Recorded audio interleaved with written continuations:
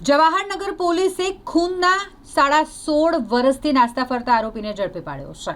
આ આરોપી કે જેના દ્વારા વર્ષ 2009માં ખૂન કરવામાં આવ્યું હતું, એટલે કે હત્યા કરવામાં આવી હતી। રણોલી જીઆઈડીસી ખાતે એલએનટી કંપની પાસે પેટના અને માથાના ભાગે પાવડા મારી હત્યાનો ગુનો આચરનાર આરોપી કે જે છેલ્લા 16.5 વર્ષથી નાસ્તો ફરતો હતો તેને જવાહરનગર પોલીસની ટીમે ઝડપી પાડી જેલ ભેગો કર્યો છે। જવાહરનગર પોલીસ સ્ટેશન વિસ્તારમાં 2009ની સાલમાં એક મર્ડરનો બનાવ બનેલો। એલએનટી જે કંપનીની ઓફિસ છે એના પરનો જે રોડ છે ત્યાં મુન્નાભાઈ ઇમરાન ઉર્ફે મુન્ના કરીને એમની હત્યા કરવામાં આવી હતી। જે તે સમયે આરોપી નાસ્તો ફરતો હતો, આરોપી કોણ હતો એ પણ ખ્યાલ નહોતો, કયા બાબતે ઝઘડો થયો એ પણ ખબર ન હતી।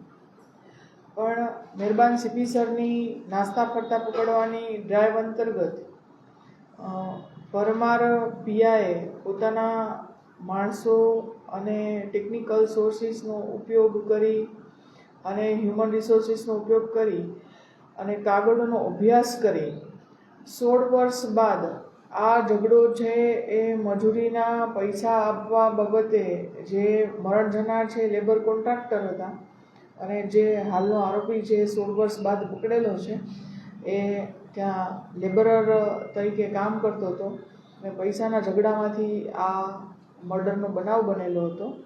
અને આ આરોપી રાજસ્થાનના બાંસવાડાનો છે।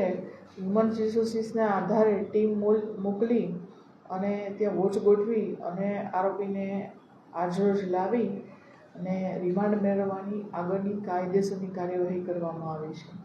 મેડમ, આરોપી પર ઇનામ પણ જાહેર કરવામાં આવ્યું છે, જે તે વખતે ઇનામ જાહેર કરવાની શું કામ જરૂર પડી?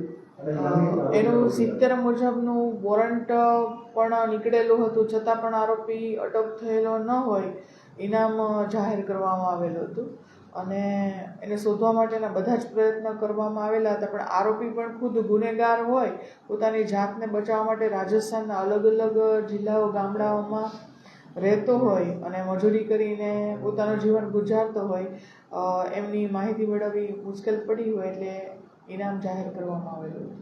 કેટલું ઇનામ હતું અને શું 10,000 ઇનામ જાહેર કરવામાં આવેલું હતું।